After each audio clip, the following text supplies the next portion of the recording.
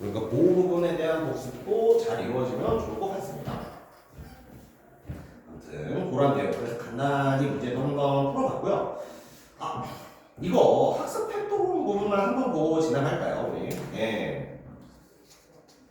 그래서 오늘 나눠드린 자료에 4페이지, 5페이지를 보시면 이 학습 활동은 솔직히 그렇게 안 중요해 보입니다. 뭐 이것을 번역한 사람의 어떤 내용이니까 요거는 한번 읽어보시고 6페이지 학습 활동 부분에서 이제 그래도 이 단어, 이걸 교과서에 실은 사람들은 이러한 내용을 중요시 여겼다 하는 게 학습 활동에 들어있거든요. 그래서 문제들도 학습 활동에 있는 내용들이 변형해서 문제들도 많이 나오니까 이 학습 활동 내용 한번 살펴보고 저희는 이제 그 파수꾼으로 한번 넘어가 보도록 하겠습니다. 자, 그럼 학습 활동에 무슨 내용이 있었나 한 번쯤 체크해 볼게요. 첫 번째, 필자가 장기로 귀향 오기 전에, 그렇죠. 이 작품의 작가 정약용의 어떤 중요한 인생의 사건 중 하나가 바로 귀향이었죠. 귀향을 오기 전과 후에 수호제라는 큰형의 이름에 대한 생각이 어떻게 바뀌었는지, 수호제라는 생각이 어떻게 바뀌었는지 써보자. 우리 한번 머리로 다 구성해 볼까요? 귀향 전에는 수호제에 대해서 어떻게 생각했었죠? 이해를 잘 못했지. 나는 나랑 항상 갇혀 있는데 왜 나를 지켜야 된다는 걸까? 이해를 못했다면 귀향 후에는요. 나라는 게 굉장히 잃기 쉽고 한 번 떠나가면 돌아오기도 어렵구나. 그러니까 당연히 나를 지켜야겠다 하는 생각들이 귀향 전, 귀향 후에 이 바뀐 생각들, 바뀐 태도들이 제시되어 있었죠. 어떤 태도나 생각의 변화는 항상 문제로 잘 만들어집니다. 그래서 이 예시답 한 번만 보면서 귀향 전과 귀향 후 수호에 대해서 어떻게 생각이 바뀌었는지 마지막으로 한 번만 체크해 볼게요. 첫 번째, 귀향 전에는 어떻게 생각했었죠? 수호제라는 이름을 보고 의아했지. 나를 왜 지킨다는 거지? 그 의아한 이유로는요. 내가 나와 가장 단단히 맺어져 있지. 서로 떠날 수가 없지. 나라는 것은 나와 단단히 묶여 있고 떠날 수가 없는 건데 왜 나를 지켜야 한다는 걸까? 라고 의문을 가진 태도가 있었습니다. 그래서 굉장히 이상한 이름이다 라고 생각한 부분이 있었다면, 자, 귀향 후에 실제로 이 사람의 나를 잃어본 경험을 한 다음에 귀향 후에는 어떻게 생각이 바뀌었었죠? 수호제에 담긴 뜻을 이해하게 되었다. 나를 지킨다는 게 그런 의미구나. 큰형님은 나를 지키는 집이라는 서재를 만들어서 자신을 잘 지키셨구나. 그러한 것들을 생각하게 되었습니다. 세 번째 줄, 천하 만물 중에, 그렇죠. 이 사람 원래 생각은 나는 나를 지킬 필요가 없었는데 이제 바뀐 생각은 뭐야? 지켜야 할 것은 오직 나다. 오히려 이런 정도, 내가 나를 진짜 지켜야 하는 게 중요하다 라는 정도로 생각이 바뀌었었죠. 그러면서 나는 달아나기를 잘하며, 나의 속성이 제시됩니다. 달아나기를 잘해, 잘 도망가, 그리고 실제로 지 마음대로 왔다 갔다 해. 그러니까 어때요? 자물쇠로 잠가서 굳게 지켜야 한다, 이런 점들을 깨달았지. 그리고 자물쇠로 잠가야 한다, 이 부분에서 항상 문제로 나오는 거, 그렇죠, 형상화, 구체적 개념, 추상적 개념은 형상화, 이런 것들이 자주 나왔었죠. 그래서 이 내용 역시 중요한 내용이라서 학습 활동에서 다루고 있었습니다. 두 번째 내용 한번 볼게요. 자, 그래, 나를 지키는 거, 이 사람의 논의 과정에서 일단은 어때? 물건들, 세상의 물건이나 책들이나 뭐 곡식 같은 것들은 어떻게 생각하는지 이런 게 제시되었습니다. 그래서 질문에 대한 내용을 볼까요? 필자가 천하만물, 그렇죠. 이 천하만물에 속하는 게 밭, 집, 나무, 책, 옷, 양식과 같은 물건들이었죠. 이 천하만물, 밭집, 나무, 책, 옷, 양식 같은 물건에 대해서 스스로에게 물음을 던진 내용. 이 부분에서 자주 쓰인 게 서리법이랑 열거법이 쓰였었지. 이런 식으로 한번 복습해 보는 겁니다. 그 쭉 있었던 서리 열거의 질문들. 그리고 그 질문의 내용과 답의 내용을 한 번 더 떠올리는 게 이 학습 활동의 목표입니다. 계속해서 볼게요. 밭집, 나무. 이거 어때? 이거 훔쳐갈 수가 있어? 밭을 어떻게 훔쳐가? 집을 어떻게 훔쳐가? 나무를 어떻게 훔쳐가? 그렇죠. 훔쳐갈 자가 없다라는 답이 나왔었죠. 책은 어때? 책 훔쳐갈 수 있어? 책 훔쳐가봤자 세상에 이 책에 대한 내용이 얼마나 많은데. 성년의 경쟁은 세상의 물과 불처럼 흔한 내용인데 없앨 수 없지란 결론을 도출했었죠. 옷과 양식도 어때요? 옷, 양식 조금 훔쳐갈 수 있지. 하지만 나를 가난하게 만들 수 있어? 아니요. 세상에 실이 얼마나 많은데, 세상에 음식이 얼마나 많은데 훔쳐간다고 하늘 하나 둘에 불과하지. 천하의 옷과 음식을 다 없앨 수는 없지. 그러면서 얘네들은 어때? 훔쳐갈 것을 걱정하지 않아도 된다라고 생각하고 있어요. 얘네는 어때? 훔쳐가도 걱정하지 않아도 된다. 자, 그러면 없어지고 사라지는 것, 훔쳐가게 되는 것, 오직 걱정해야 할 거는 이제 나라고 생각하는 거죠. 천하 만물들은 어때? 훔쳐가도 상관없어. 훔쳐갈 수도 없고 훔쳐가도 상관없어. 근데 잃어버리면 안 되는 거, 꼭 지켜야 하는 건 뭐야? 나라고 결론을 내리게 된 겁니다. 그래서 그 논의 과정들 예시작 한 번만 볼게요. 밭, 집, 꽃나무, 가실책, 옷, 양식. 이것을 이제 교재에서는 천하 만물이라고 표현하고 있었죠. 천하의 만 가지 물건, 천하의 수만 가지 물건. 이런 것들이 사랑하는 데 필요하다고 여기는 것도 사실은 나에게서 완전히 뺏을 수는 없다. 이런 것들의 중요한 특성은 뭐다? 나에게서 완전히 빼앗을 수 없는 것이다. 그러니까 어때? 꼭 지키지 않아도 돼요. 그런데 나는요, 천하 만물과 대비되는 나는요, 너무 잃어버리기 쉬워. 누가 이익으로 혹은 누가 위협하거나 누가 혹은 아름다운 여인이 유혹하는 등으로 이러한 어떤 유혹이 있으면은 너무 쉽게 떠나가 버려요. 그리고 어때? 한 번 잃어버리면은 돌아오지도 않아요. 그러니까 어때요? 천하 만물 중에 잃어버리기 가장 쉬운 것은 바로 나이니까 내가 나를 지키는 것은 굉장히 중요하다. 즉 수오 과정이 엄청나게 중요하다는 새로운 사실을 깨닫게 되었습니다. 좋습니다. 이것도 역시 계속 과정에서 나오는 얘기였죠. 3번으로 한번 가볼게요. 3번. 이 작품의 표현 방법상 특징을 파악해보자 하는 문제였습니다. 그렇죠. 표현법. 늘 문제로 자주 나올 수 있어요. 필자가 다음 물음을 자신에게 던진 것에서 얻을 수 있는 효과를 한번 생각해보죠. 이거 뭐였어? 너는 무엇 때문에 여기 왔는가? 여우나 도겸에게 홀려서 왔는가? 바다의 신이 불러서 왔는가? 너의 가족이 손에 이웃에 있는데 왜 본고장으로 돌아가지 않는가? 이거 전부 누구한테 하는 질문입니까? 자신에게 하는 질문입니다. 그리고 교재에서는 이 자신에게 하는 질문을 자문이라고 표현했었죠. 스스로에게 하는 질문, 그것을 자문이라고 합니다. 그리고 그에 대해서 답까지 이루어진다면 자문자답이 되는 거예요. 자, 그러면 이러한 질문을 통해 얻을 수 있는 효과들 밑에 있는 답 한 번만 볼게요. 맞습니다. 자문자답하는 과정에서 자신이 처한 상황을 제3자의 입장, 아까 봤었죠? 자문자답을 하다 보면은 내 입장이 마치 3자의 입장처럼 느껴져서 객관적으로 살펴볼 수 있는 객관성이 확보되는 부분이 있습니다. 그래서 자문자답 과정에서 객관성이 도출된다는 거, 객관적이라는 효과가 나온다는 거, 이거 잘 기억해 주세요. 이거 충분히 문제 선제로 사용될 수 있어요. 자문자답하는 과정에서 객관적이라는 효과가 생길 수 있다.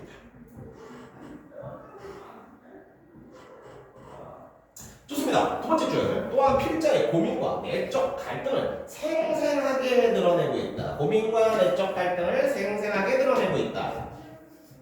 그렇죠. 내가 나한테 가장 스스로 묻고 싶은 것들을 물으면은 그걸 읽는 독자들은요, 저 사람이 저러한 내적 고민을 하고 있구나. 확실하고 생생하게 알 수 있겠죠. 그러다 보니 어때? 독자의 이해와 공감을 돕는다는 효과 역시 발생하고 있는 겁니다.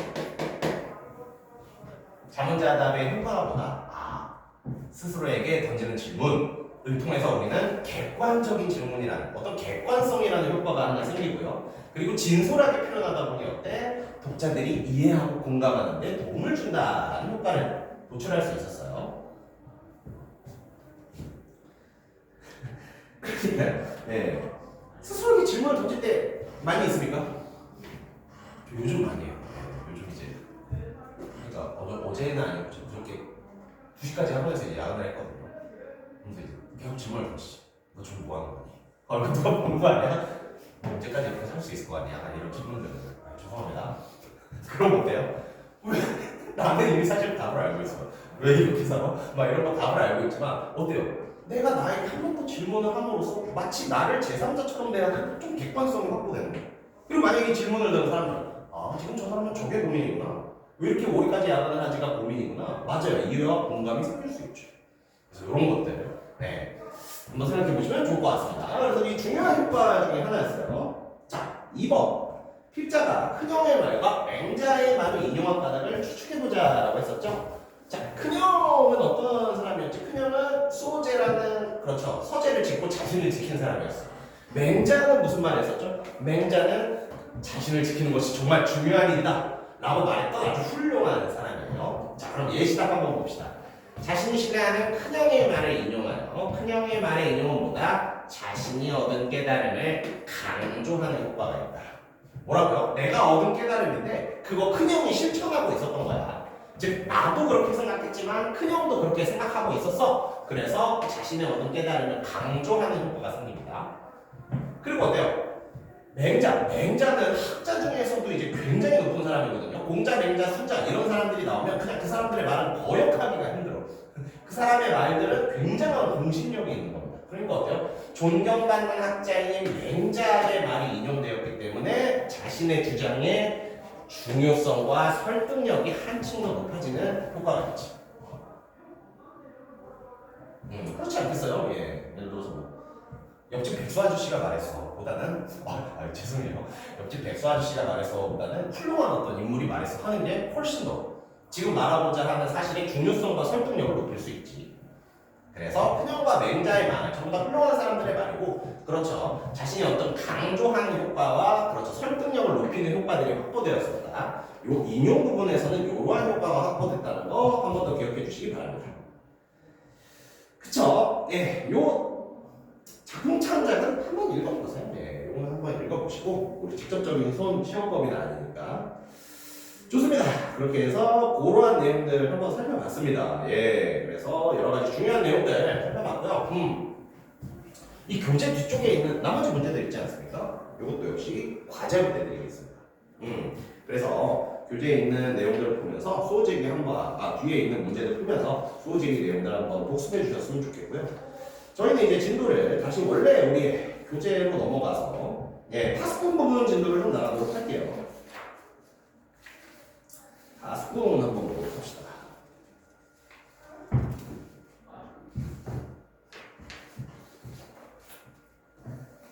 잠시만요. 페이지를 많이 넘겨야겠네.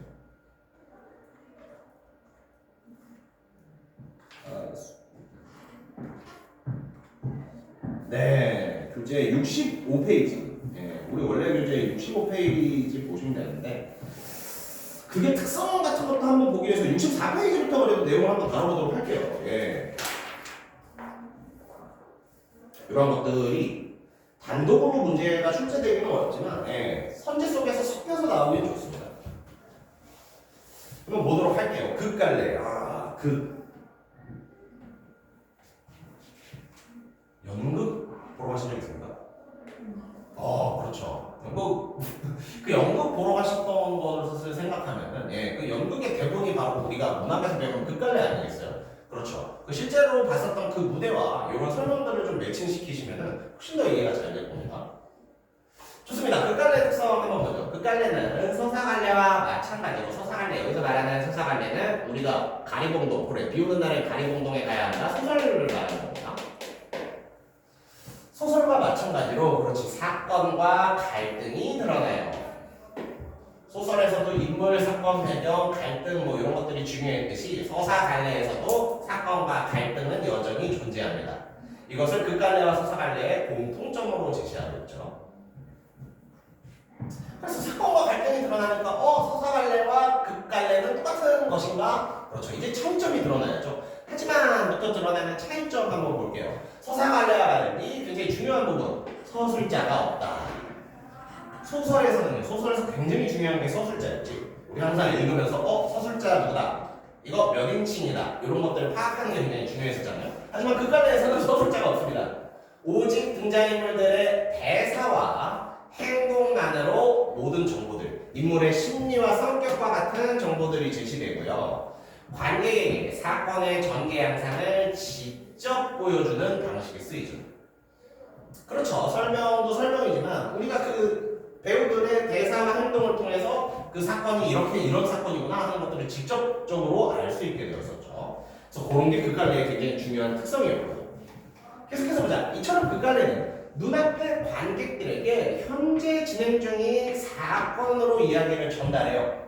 그건 뭐다? 내 눈앞에서 펼쳐지는 현재 진행되는 사건이야. 그렇기 때문에 어때요? 서사갈래보다 현장성이 강하다. 굉장히 중요한 특징입니다. 실제로 그 현장에 들어가 있죠. 연극을 볼 때는. 그래서 현장성이 강하다는 중요한 특성. 그러나 무대에서 직접 관객에게 보여주거나 영화로 상영하는 것을 전제로 하기 때문에 장면을 구현하는 데 제약을 받기도 한답니다. 가령 어때요? 소설에서는 어때? 소설에서는 좀 자유롭잖아요. 사람이 갑자기 화성에 갈 수도 있지. 근데 만약에 그것을 극이나 영화에서 재현하려면 CG를 써야 되거든요. 근데 내가 지금 예를 들어서 저예산이야. 내가 100만 원으로 영화 찍어야 돼. CG 못 쓰잖아. 적어도 나는 화성에 가는 이야기를 만들 수가 없고. 그런 것들을 말하는 겁니다. 이게 실제로 구현돼야 하는 장면이기 때문에 그래서는 나는 화성에 갔다 하면 끝이거든요. 근데 그게서는 화성을 어떻게든 보여줘야 되잖아요. 그러면 CG를 쓰거나 무대를 만들거나 해야 되는데 돈이 없으면 만들 수가 없어요.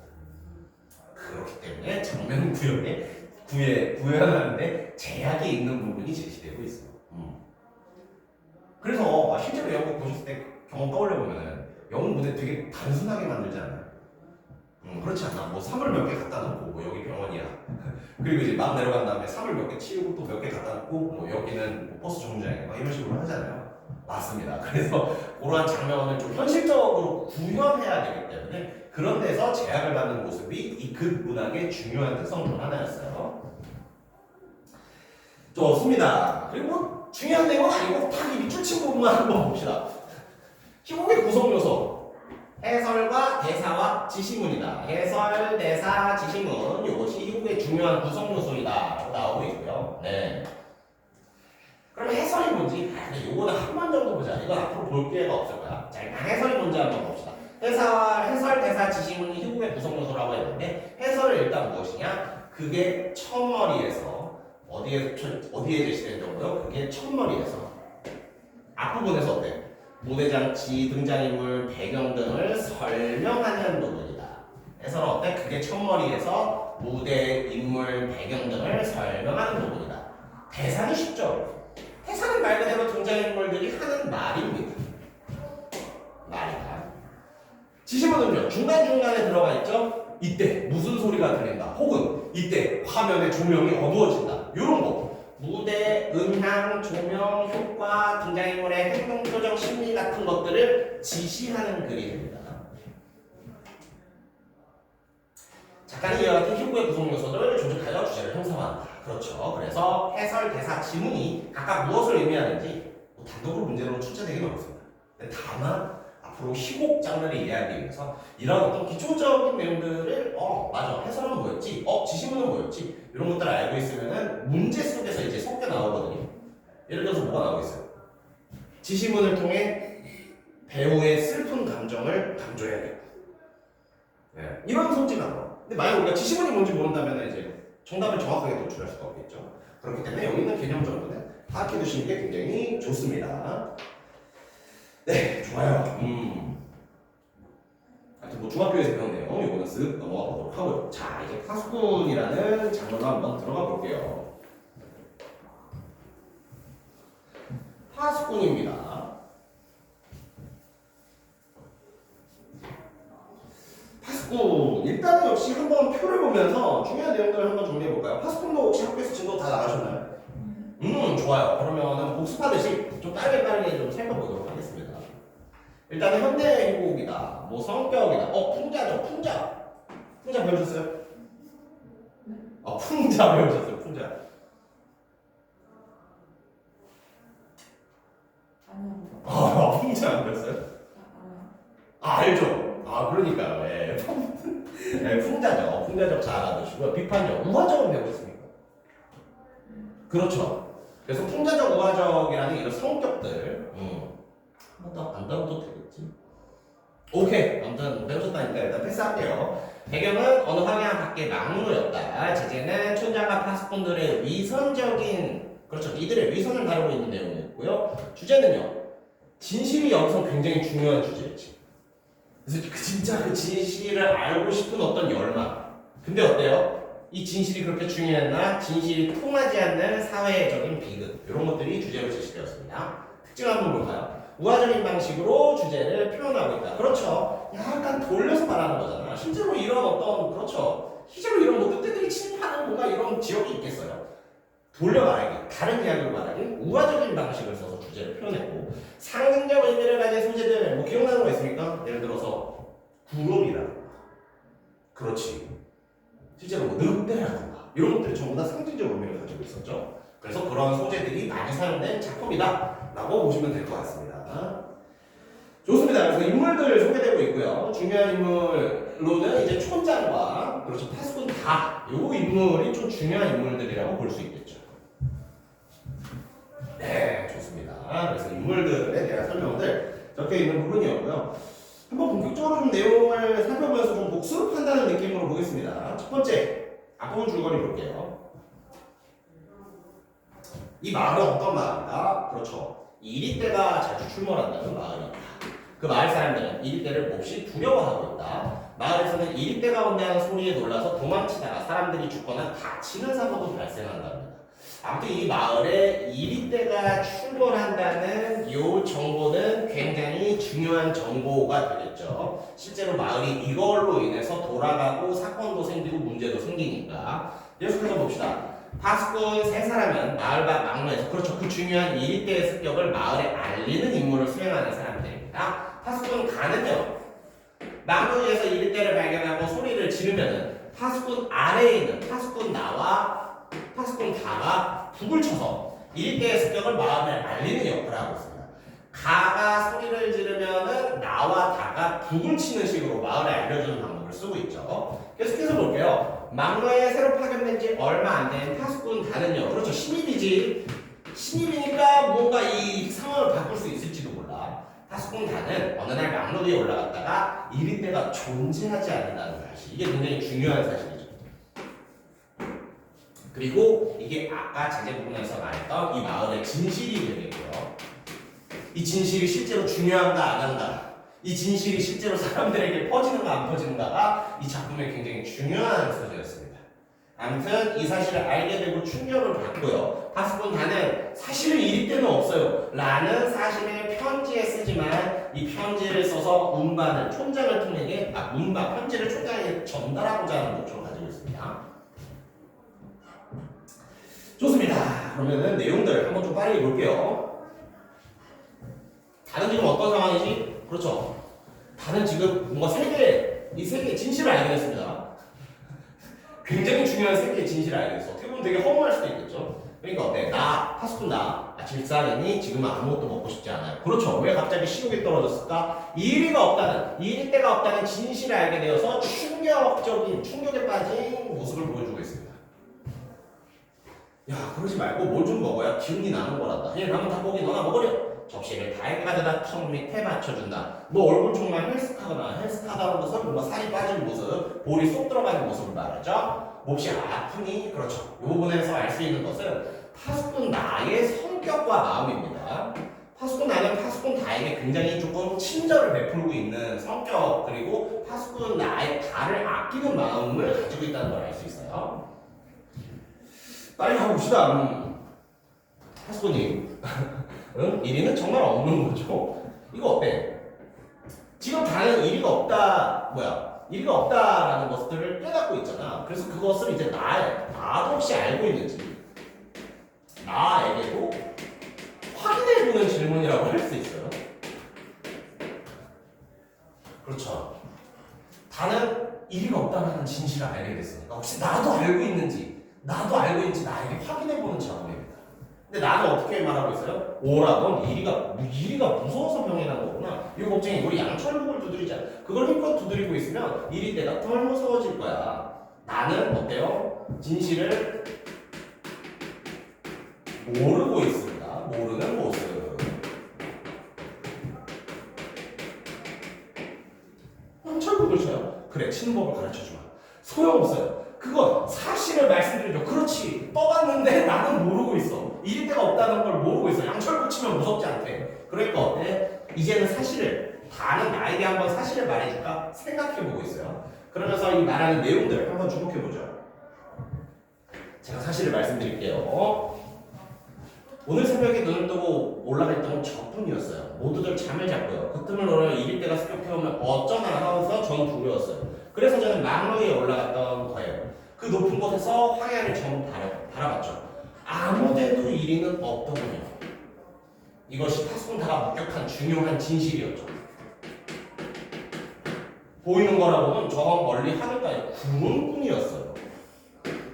이리는 없고 흰 구름뿐.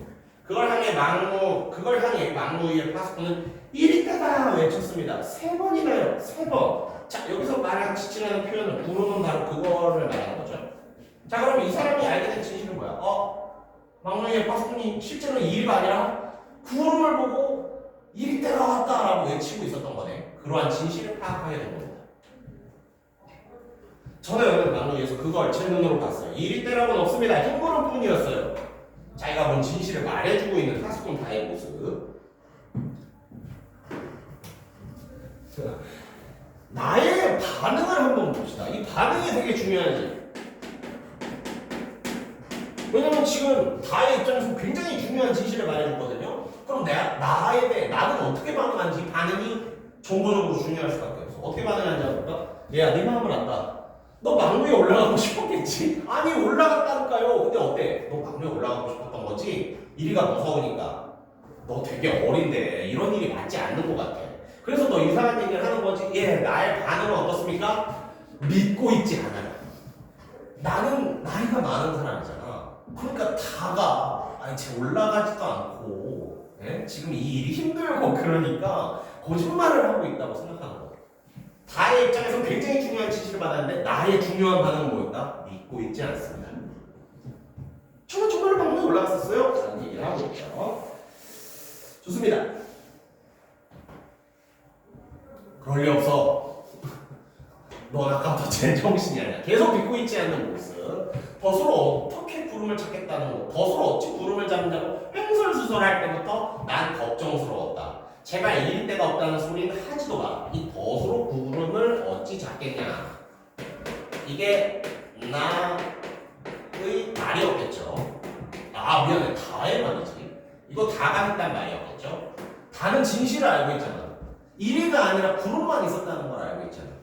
그러니까 그 진실을 알고 있는 다 입장에서 할 수 있는 말이죠. 더 소용없어요. 일이 없고 구름이에요. 근데 덫을 어떻게 구름을 잡아요? 이리 때의 실체는 구름이니까 덫이 쓸모없다는 말, 다의 말입니다. 근데 나는 그것을 횡설수설이라고 반응하고 있죠. 계속해서 보자. 다 여기 낮은 곳에 있으니까 모르시는 거예요. 하지만 저 높은 곳에 올라가면 이리 때가 없다는 것을 알게 될 수 있습니다. 얘야, 자꾸만 우기지 마라. 나는 이 황야에서 평생을 지냈단다. 그러니까 어때요? 자기가 겪어온 자신의 경험을 굉장히 중시하는 모습입니다. 누가 새로운 정보를 주었으면 그 정보가 중요한 게 아니야. 지금까지 나 여기서 오래 있었는데 나 그런 거 한 번도 경험해보지 못했는데 자기가 겪은 경험을 가지고 지금 판단하고 있죠. 자신의 경험을 중시하는 모습. 근데 어때요? 너는 여기 온 지 사흘밖에 안 됐어. 아니야, 이건 너무 무시하는 질문이겠지. 아니에요. 사흘이 3일이에요, 3일. 훌륭한 학생입니다. 요즘이 사흘을 4일이라고 하는 학생들이 많대요. 네. 그렇죠. 약간 너무. 아니에요. 너무 그런 당연한 질문일수록 죄송합니다.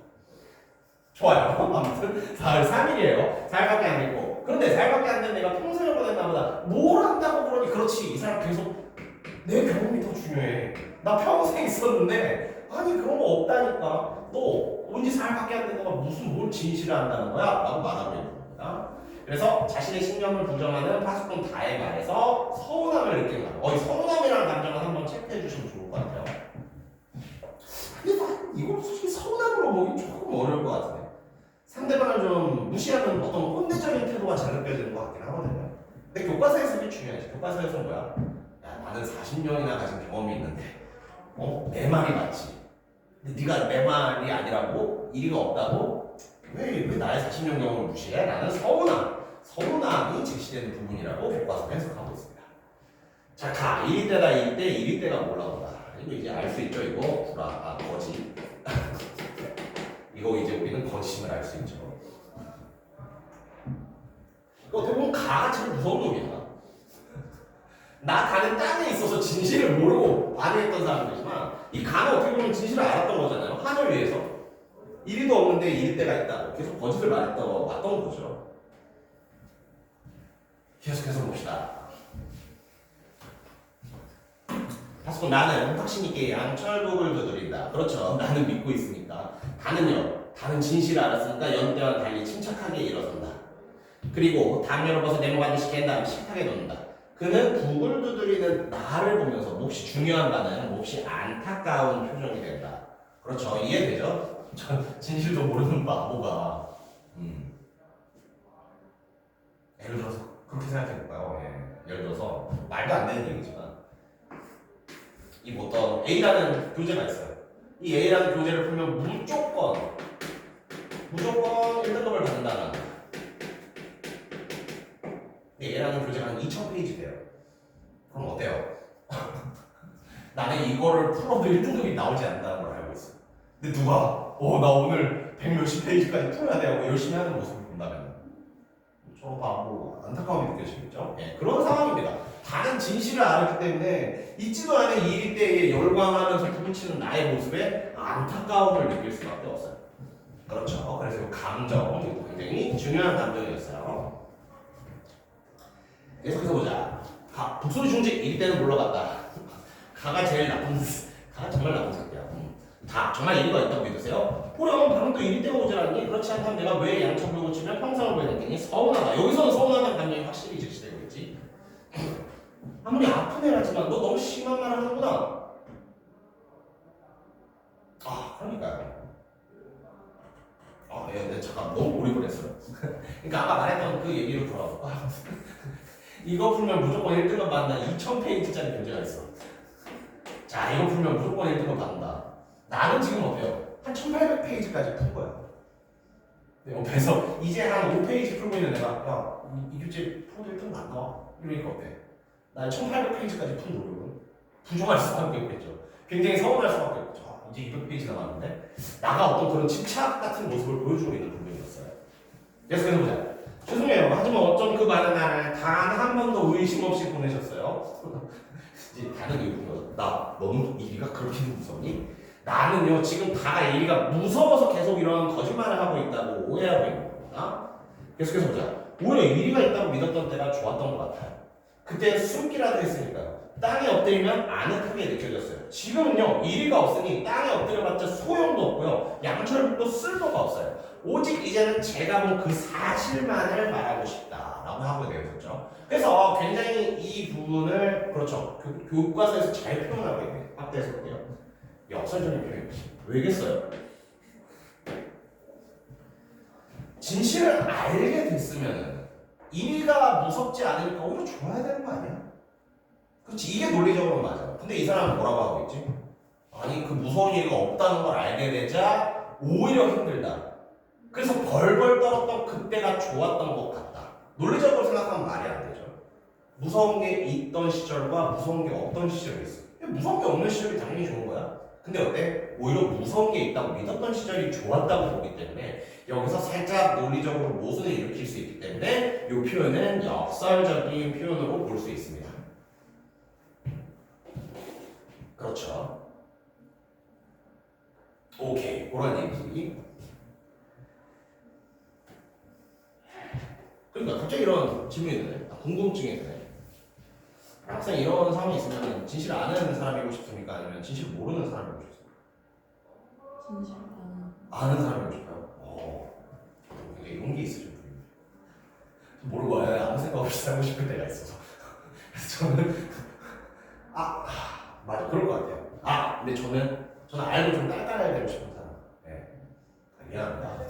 그러니까 나만 알고 뭔가 이거를 걱정하고 고민하고 알려야 되나 그런 게 아니라 그냥 나만 알고 좀 딸딸되고 싶은데 죄송해요. 나쁜 성격이었죠. 아무튼 그런 것들을 한번 생각해보면 더 좋을 것 같습니다. 본인의 입장에 이입했을 때 이 다가 느끼는 감정이나 이런 것들이 더 와닿을 수 있거든요. 계속해서 보자. 이제 전개 부분이에요. 파수꾼 다는 이리 때가 없다는 사실을 알게 되고 촌장에게 편지를 보냈습니다. 이 편지가 또 중요한 물건이었죠. 전점 해설자 촌장이 되어 등장. 해설자가 촌장이 되어 등장했다. 지금까지 촌장과 해설자는 같은 인물이었던 겁니다. 검은 옷차림. 이해심이 많아 보이는 얼굴과 정중하게 낮고 부드러운 음성으로 말한다 라고 말하고 있죠. 그리고 요 이해심이 많아 보인다, 정중해 보인다 이런 것들 어때요? 어떻게 보면 인물의 긍정적 속성이거든요. 근데 이 인물은 어때요? 사실 우리 공부해서 알고 있잖아. 되게 부정적인 인물이었지. 그래서 긍정적 속성이 사실상 표면적인 속성이에요.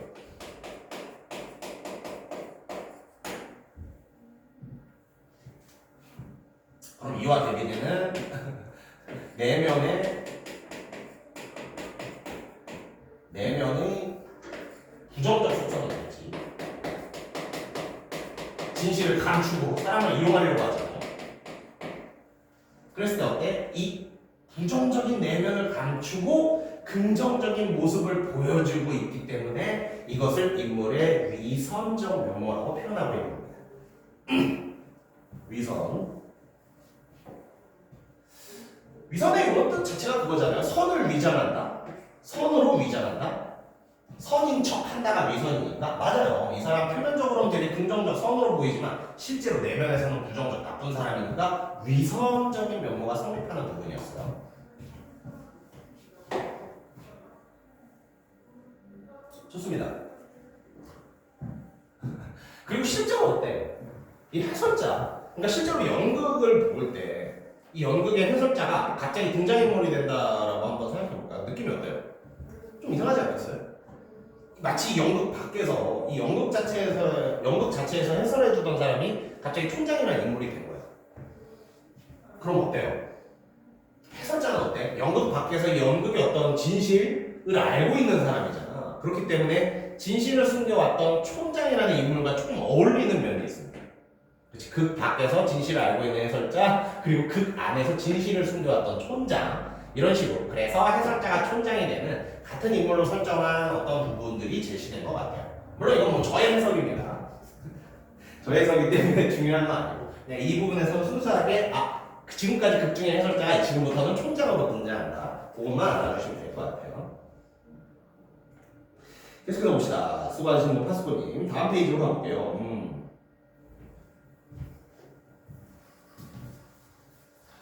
촌장님 여기 웬일이십니까? 저는 추억을 더듬어 왔습니다. 이 황야는 제가 어린 시절 야생 딸기를 따라오곤 했던 곳이죠. 그땐 일이가 무섭지도 않았나봐요. 여기저기 덫이 깔려있고 망 위에 파스쿠니오의 침대도 난 딸기 따기에만 열중했었을까요? 그래서 하지만 우리는 진실을 알고 있지. 이 사람 왜 딸기 딸 수 있었어? 일이가 없다는 걸 알고 있으니까 딸기 신나게 딸 수 있었겠죠. 그래서 이 딸기를 지금 뭐라고 표현할 수 있습니까? 거짓과 부당한 변력으로 누릴 수 있는 이득이라고 표현할 수 있어요. 촌장이 왜 딸기를 딸 수 있었다? 촌장은 그때 일이가 없다는 걸 알고 있었거든요.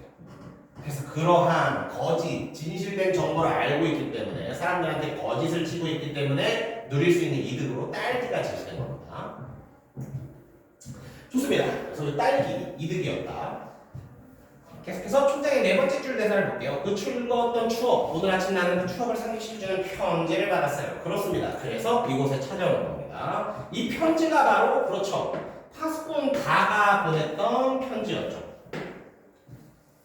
이리는 없고 흰구름만 있습니다. 어때? 자신은 진실을 알아냈다고 촌장에게 편지를 썼지만 그 촌장은 진실을 숨기고 있었던 사람입니다. 계속해서 봅시다. 나차로스 순간 촌장이 오래 뱉지 못했더니 흰머리가 더 많아지셨군요. 촌장이 더 늙으셨어요. 보다 보니까 저쪽 터달에 이리가 치여 있었습니다. 이리요? 어느 쪽이요? 저쪽 찔레. 방금 너굴 미치던가요? 드디어 찾는군요. 그렇죠. 이 거짓말의 기능은 뭡니까? 진실을 알고 있는 파스콘 다와 조용히 이야기해야 되거든요. 파스콘 다와 단둘이 있기 위해서 친 거짓말이다. 저기 이리가 있었던 것 같아. 라고 하는 거짓말이었다.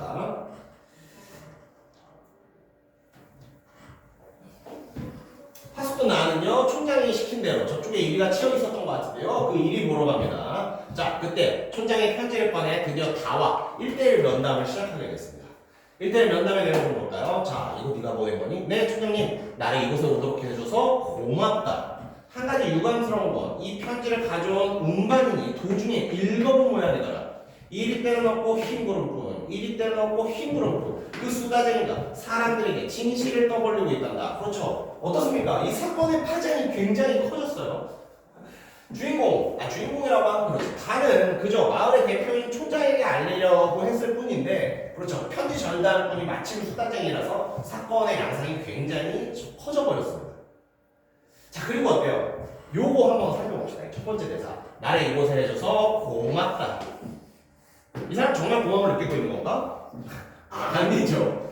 실질적으로. 그렇지. 고마운 마음이 아니겠지. 너는 왜 그런 걸 밝혀서? 라고 하는 어떤 불쾌한 마음이겠지. 자, 그럼 어때요? 이 사람의 내면의 어떤 진심은 불쾌함인데요.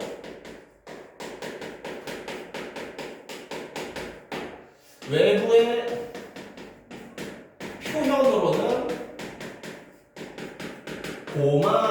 고마움이라고 표현을 하고 있어요.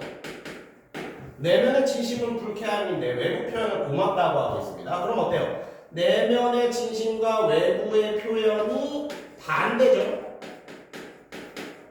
이럴 때 우리가 말하는 표현법이 바로 반어법입니다. 반어법이란 뭐다? 내면의 진심과 외부의 표현이 반대일 때. 그렇죠. 자, 갑자기 수업을 하다가 그런 말 한다니까요. 너 다음 주에 절대 숙제 해오지 마라. 이거 저의 내면은 뭐예요? 숙제 꼭 해와라. 근데 겉으로 어떻게 표현하는 거죠? 하지 마라. 어때요?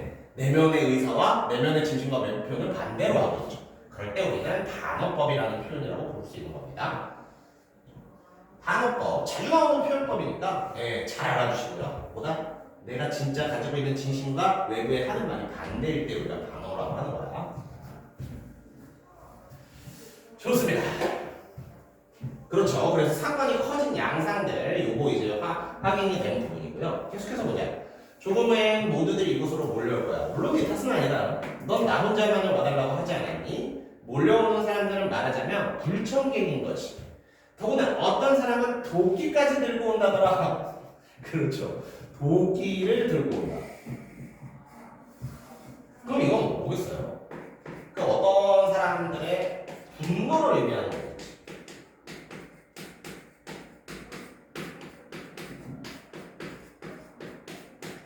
그렇죠. 지금껏 없는 일을 가지고 일이가 있다고 생각하면서 무서움에 벌벌 따랐을 테니까 실제로 일대가 없대요 라는 진실을 알고 있으면 분노가 치밀 수밖에 없죠. 그러니까 누가 숨기고 있었던 거야? 저 망루 위에 간은 알고 있었던 거 아니야? 저거 부셔버릴까? 하고 그 분노감에 도끼 같은 흉측한 물건도 들고 오는 겁니다. 사람들의 분노가 표현되는 부분.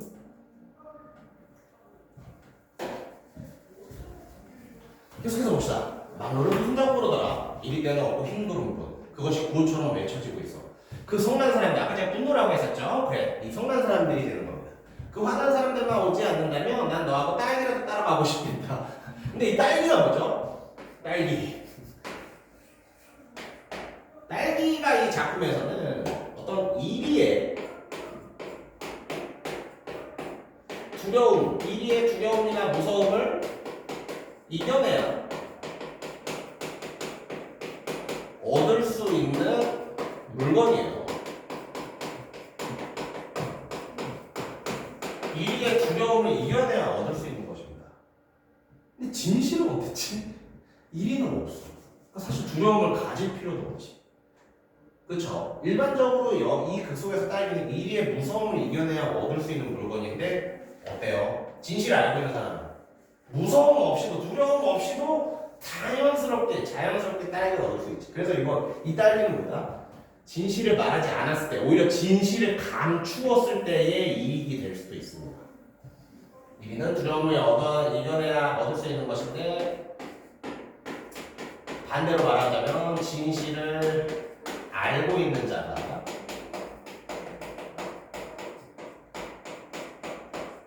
쉽게 얻을 수 있는 이득도 되죠.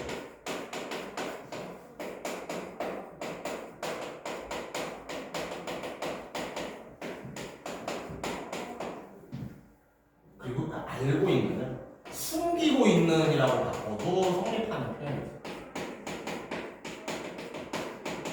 진실을 알고 있거나 숨기고 있는 자는 쉽게 얻을 수 있는 이득이 되는 겁니다. 일반 사람들한테는 두려움을 이겨내 얻을 수 있는 이득인데 진실을 알거나 숨기는 사람들한테는 쉽게 얻을 수 있는 이득이 돼요. 그래서 이 딸기 굉장히 중요한 소재였습니다. 그렇죠. 나는 딸기가 어디 많은지 알고 있거든.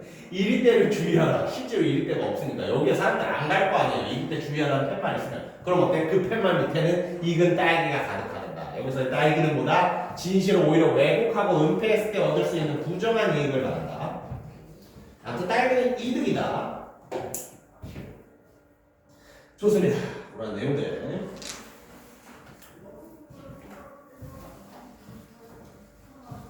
자, 계속해서 내용을 봅시다. 촌장님의 일가 무섭지 않으세요? 없는 걸 왜 무서워하겠니? 아하, 여기서 중요한 정보가 밝혀지죠. 촌장은 알고 있어요.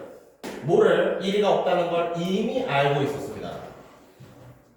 그럼 여기서 촌장의 인물이 딱 구성이 되죠. 촌장은 그렇죠. 위선적인 인물이 여기서 판단이 되는 거죠. 왜 Y?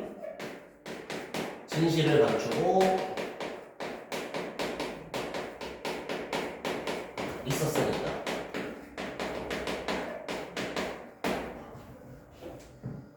촌장님이 이미 알고 있었구나. 여기서 이제 촌장을 그렇죠. 위선적 인물로 확실하게 단정 지을 수 있게 됩니다.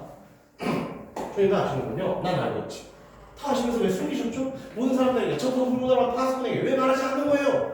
말해주지 않는 것이 오히려 더 좋기 때문이란다. 그렇죠. 진실을 숨겨왔음을 인정하는 부분, 그리고 진실을 숨겼을 때 오히려 이득이 되는 부분이 있다고 말하는 촌장입니다. 거짓말 마세요, 촌장님. 일생을 이 쓸쓸한 곳에서 보내는 것이 더 좋아요. 사람들도 그렇죠. 이럴 때가 몰라온다. 미국된 두려움에 시달리는 그게 더 좋아요. 실제로 일생을 이 쓸쓸한 곳에서 보냈던 사람이 누구죠? 이게 파수꾼 나라죠. 그렇지. 파수꾼 나라지. 파수꾼 나라는 여기서 40년이라고 했냐? 40년 동안 없는 일을 가지고 막 양철국을 치고 있었잖아요. 사람들이 지킨다는 어떤 사명감을 가지고. 그래서 그런 부분이었고요. 좋습니다. 촌장이 나오는 부분. 다음 부분으로 넘어갈게요. 얘야. 이럴 때는 처음부터 없었단다. 없는 걸 좀 두려워한다는 것이 뭐가 그렇게 나쁘다는 거냐? 지금까지 단 한 사람도 이리대에 몰리지 않았다. 많은 걸 안정했어. 그리고 사람들은 이리대에 대항하기 위해서 단결했다. 그렇죠. 이 단결이 이 글 속에서는 어떤 질서와 동일하게 표현되는데요.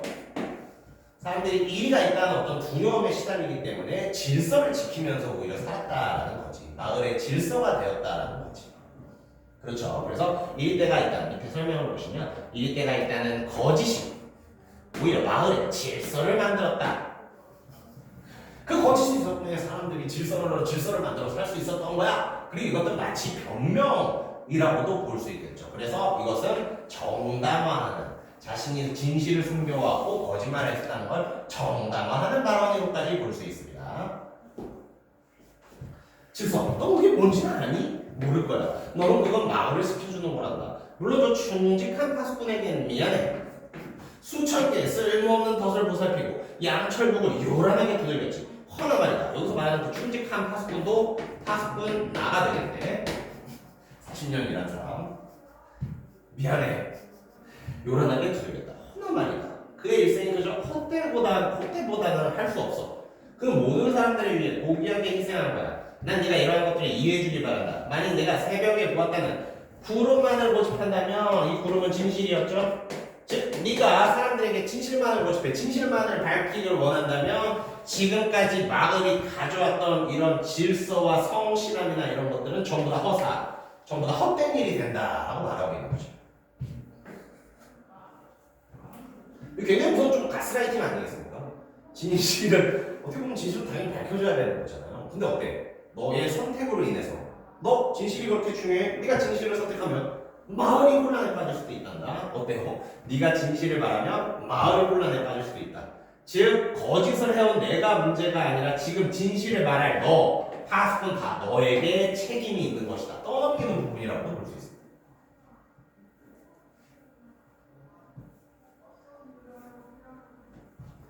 너 모두를 이렇게 헛되게 하고 싶지는 않겠지라고 하는 부분이었어요. 예. 그래서 촌장이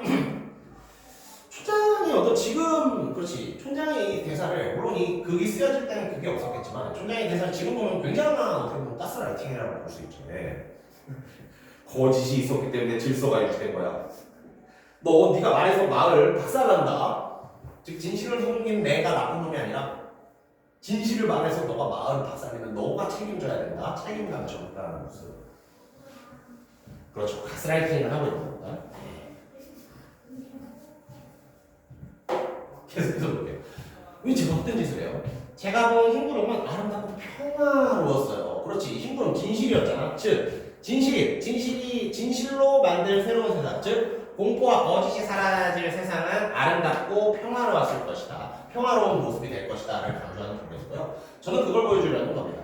이제 뭐 마을 사람들이 온다죠. 잘 됐어요. 저는 망루 위에 올라 외치겠어요. 그렇죠. 그래서 어때? 파수꾼 다들 진실을 말하는 결심을 보여주고 있습니다. 나 진실을 말해야겠다. 결심을 보여주고 있어요.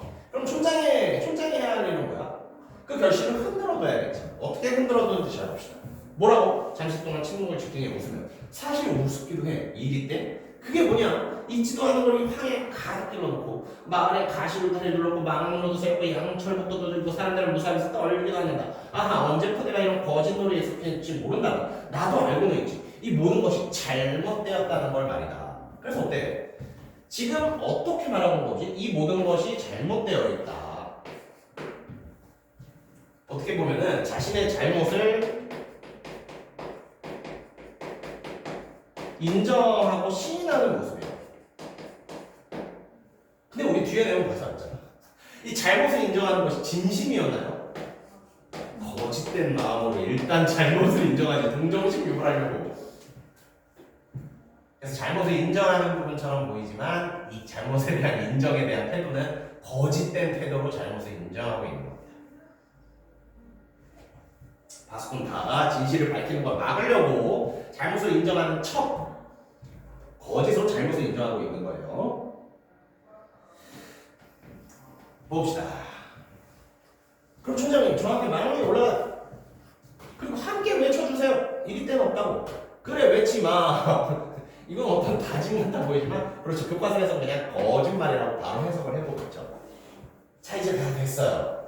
그때 혼잣말 또다시 가스라이팅이 시작합니다. 그러나 잘 될까? 흰구름 허공했던 그것만 가지고 마음이 잘 유지될까? 오히려 이릴 때가 더 좋은 건 아닌지 몰라 라고 하고 있지. 자 그럼 어때요? 흰구름 그래서 이것이 진실과 친하는 게 있습니다. 이 진실만으로 마을이 돌아갈까? 이릴 때 공포였죠. 공포가 마을을 돌아가는데 한 번 더 좋지 않을까? 예. 늘 생각합니다. 사실 그렇지 않아요? 우리도 학교에서도 무서운 선생님 말씀을 더 잘 듣잖아요. 어쩔 수 없이.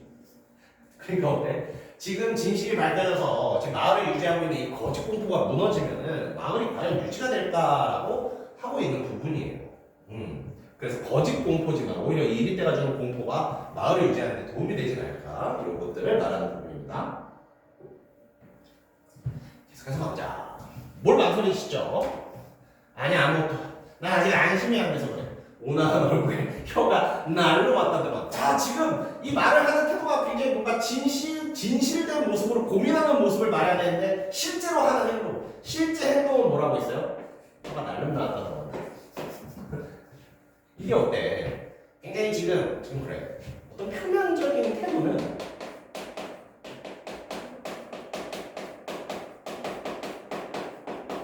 굉장히 고민하고 진실을 말하는 모습인데 혀가 날린다는다. 실제 행동은 어때요? 혀가 날름거린다는 모습. 네. 이걸 어떻게 해석하는지가 좀 문제겠지만 이 부분에 혀가 날름거린다는 건 어떤 욕심과 탐욕으로 볼 수 있지. 요거는 제 살짝 주관적인 느낌이긴 해요. 그래서 어때? 지금 되게 진실된 태도로 고민을 하는 게 표면적인 태도인데 실제 이 사람의 잠깐 보이는 행동 어때? 되게 욕심 가득한 혀가 낼름거리는 모습. 그러니까 어때요? 이것을 통해서 알 수 있는 것보다 촌장은 굉장히 교활하고 위선적인 인물이다. 늘 알 수 있었죠. 그러니까요. 예. 그럼 어때요? 근데 학생이 와서 저 시험 망쳤어요 했을 때 겉으로는 어때? 저는 어떡하죠? 근데 이제 거기서 하고 웃은 거야. 약간 그럼 미안해. 너무 예시가 너무 잔인했죠. 그런 걸 말하는 겁니다. 이거 어때? 그럼 어때? 나 안심돼 고민하는데 고민하는 태도인 것처럼 보이지만 실제로 어떤 굉장히 어떻게 제가 어떻게 해버릴까? 야 욕심부리고 탐욕적인 모습을 보여주고 있죠. 이거는 살짝 제 주관적인 해석이긴 합니다. 계속해서 볼게요. 지금 사람들은 도끼까지 들고 온다잖니. 망노를 부순 다음 쏘은 것에 더욱더 화를 낼 거야. 아마 날 죽이려고 덤빌지 몰라. 아니 뭐 그런 거다. 그럼 뭐냐? 지금까지 일을 불러주는 사람은 단 한 명도 없었는데 이 때가 없다고 하자 마을에 살인 사건이 벌어지겠구나. 자 어떻습니까? 아직 살인 사건 안 벌어졌어요. 그리고 사람들이 실제로 촌장 죽일지 안 죽일지도 몰라요. 그런데 지금 어때? 아직 일어나지도 않은 상황을 사람들이 막무 부수고 나도 죽일 거야. 아직 일어나지 않은 거 굉장히 과장되게 표현하는 부분. 그러면서 얻고 싶은 효과는 뭐예요? 파수꾼 다가 불안감이랑 동정심을 느끼라고. 그래서 진실을 말하지 말라고. 굉장한 어떤 위장 전술을 펼치고 있는 부분이죠. 살인이라고요? 그래 살인이지. 난커네 생각해보렴. 도끼에 찍힌 내 모습을 피가 샘솟듯이 흘러낼 거다. 끔찍해. 너는 내가 왜 그 꼴이 되길 바라고 있지? 아니에요 그거. 그렇죠. 계속해서 어때? 나 도끼 맞아 죽을 거야. 그것도 어때? 아주 끔찍하게 피를 흘리며 끔찍한 상황 묘사로 동정심, 다의 동정심이죠. 파수꾼 다의 동정심을 자극하여 다를 회유하려는 모습. 너 내가 그렇길 바라지. 넌 내가 죽었으면 좋겠지. 오히려 어때? 파수꾼 다의 탓으로 돌리는 모습들을 보여주고 있습니다.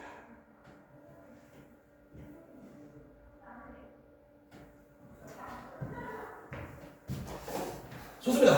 계속 보시죠. 아니라고? 그렇지만 내가 변명할 시간이 어디 있니? 나 많은 사람들에게 일들을 만들었다는가 그걸 알려줘야 돼. 그럼 그들도 날 이해해 줄 거야. 네 그렇게 말씀하세요. 허나 내가 말할 틈이 없다. 사람들이 오면 넌 흰구름이 아닐 것이라 외칠 테고 사람들은 분노하는 도끼를 휘두를 테고 그럼 나는 내가 본 흰구름 있잖니. 그거 내일이면 사라질 거 없는 거니? 이거 어때요? 내일 말해도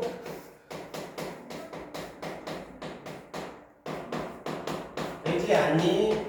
나랑 사실 똑같은 표현이죠. 내일 말해도 되지 않니? 어떻게 그래? 지금 당장 진실을 말하려는 걸 어떻게 하루라도 연장해 보려는 거야. 근데 어때? 오늘 말 못하면 뭐 내일이라고 할 수 있을까요? 내일도 어영부영 넘어갈 테고 그런 식으로 계속 진실을 감추고 싶은 거죠. 그것을 교과서에서 어떻게 봤다? 그냥 내일 말해도 되잖아 이런 것을 굉장히 교활한 계략으로 보고 있다. 좋습니다. 그렇지만 난 오늘 외치고 싶어요. 그거 봐. 너 내 피를 보고 싶은 거야. 더 나쁜 건 넌 흰구름을 믿지도 않잖아. 내일이면 변할 것 같으니까. 그렇죠. 그렇죠. 굉장히 무서운 말이지. 오늘 꼭 외치려고 그러는 거잖아. 아하, 넌 내가 본 그 아름다운 것을 믿지도 않는구나. 어때요? 지금 상대방의 의상을 확인도 안 하고 파수꾼 다의 말을 왜곡, 비난하고 있는 모습이죠. 너 네가 본 구름 너도 못 믿잖아. 그치? 그래서 너도 자신 없는 거지. 그러니까 오늘 빨리 말하라는 거지. 그런 식으로 파수꾼 다 오히려 진실을 감춘 자기가 아니라 진실을 말하는 파수꾼 다를 비판하는 모습입니다.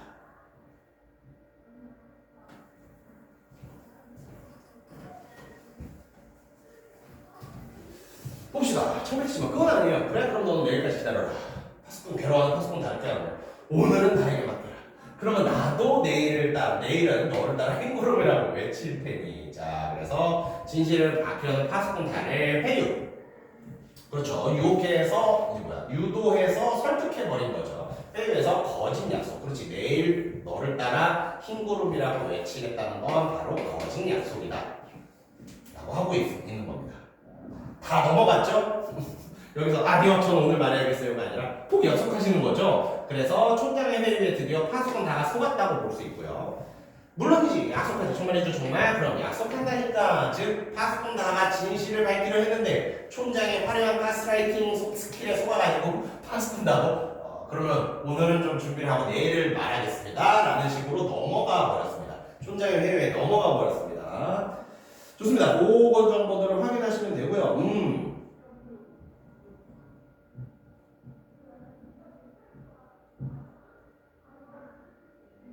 다음 부분, 이제 하단 부분, 예. 거의 다 왔습니다. 하단. 파스콘 나가 들어온다. 또 쳤습니다. 허칠 수밖에 없지. 총장이 굴하셨으니까. 1위는 없는데. 1위는 워낙 교활해서 친구 갔다가도 보면 달아난다고 없어요. 이 나는요, 이미 오랜 세월 이걸 했기 때문에 전혀 의심도 할 수 없는 상태입니다. 다음에는 꼭 잡히겠지요. 미안합니다. 이번에 잡혔더라면 그 껍질을 총장에게 선사하고 싶었는데 심지어 열심히 할 뿐만 아니라 총장에게 아청하고 순응하고 있어요. 총장을 권력이라고 본다면, 권력을 총장이라고 본다면, 그렇죠. 파스콘 나는 이미 권력에 순응하는 모습을 보이고 있습니다.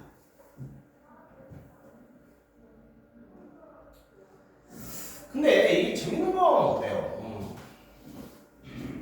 이렇게 보면 나가 굉장히 입체적 인물로 보이시지 않습니까? 나는 처음에 어린 인물이 나를 걱정해주는 마음 따뜻한 사람이었어. 근데 실제로 이 사람이 계속 숙성이 들어있는 것 같아. 권력에 아부하기도 하는 사람인 거야. 예, 그래서 뭐 이런 점이 좀 재밌는 점일 수도 있는데, 그래서 나가 완벽히 나쁘다, 완벽히 좋은 인물이다라고 판단하기 어렵습니다. 다 어린 친구, 젊은 친구를 걱정해주는 마음도 있지만, 그렇죠. 권력에 아부하는 모습도 보이는, 어떻게 보면 굉장히 좀 소심적인 모습이 보여주고 있죠. 네. 계속해서 보자. 바동만 하느라고 감사합니다. 총장의 경계에는 달을 가리키며 그는 지금 몹시 아파요. 네, 열이 있는 것 같군요. 간밤에 담요를 덮지 않아서 병이 났어요. 너 이만한 나이 때 누구나 한 번씩 앓는 병이겠지요. 이것도 교과서 어떻게 해석하고 있어요? 총장이랑 다는 이제 입을 맞추고 진실을 알고 있잖아. 이제 거짓말하기로 하고 진실을 알고 있으니까 진실을 추구하는 파스콘 다의 마음을 너 그거 미숙한 젊은 시절의 혈기로 치부하는 거야. 그렇죠. 내 잘못이었어요. 담요를 꼭 덮어줘야 되는데. 아니 그러니까 나가 나를 스윗하는 사람이라니까. 권력에 순응하고 그러기도 하지만 얘야 난 널 좋아해. 아픈 거 좀 빨리 나아주면 고맙습니다. 나 관객석 저쪽으로 가다가 흠칫 놀라며 왜 사람들이 이렇게 올라오죠? 라고 걱정하고 있는데 그렇죠. 이 연극의 중요한 부분이거든요. 그렇죠. 관객들한테 왜 사람들이지? 바로 관객들을 마을 사람들로 설정한 행동과 대사가 되는 거고, 이 연극에서 관객들이 이 글에서 말하는 마을 사람들로 약간 일치시키고 있는 거야.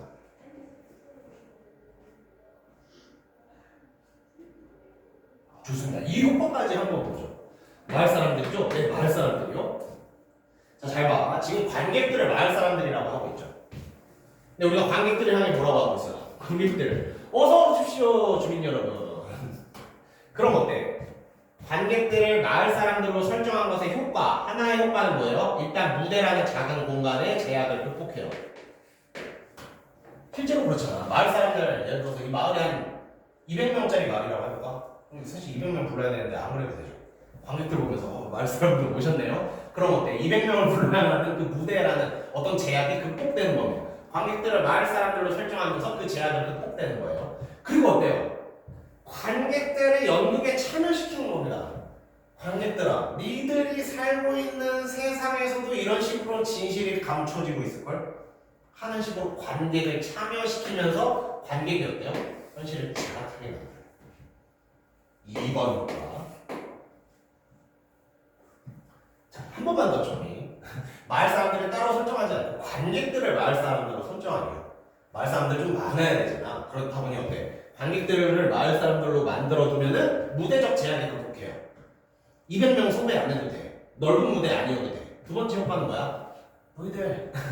너희들한테 이제부터 거짓을 말해줄 거잖아. 그럼 관객이 연극에 참여하게 돼요. 그럼 어때? 우리가 살고 있는 세계 속에서도 실제로 저렇게 거짓으로 권력을 유지하는 사람이 있겠구나. 라는 그 현실을 자각하게 만들어 주는 것이죠. 좋습니다. 그래서 나는 굉장히 중요한 부분이었다. 관객들에 해당하는 부분이 굉장히 중요한 부분이었고요. 좋습니다. 뭐 조금 남긴 했는데 오늘 이제 수업 부분은 여기까지 일단 진행을 하겠습니다. 그래서 다음 주에 파수꾼 마무리하고요. 파수꾼 관련 문제도 좀 풀어보고 이후에 복습해온 거 좀 보겠습니다. 아무튼 그렇죠. 일단 어때? 오늘 숙제는 어때요? 3주차 나눠드린 책이 있거든요. 3주 복습과제라고.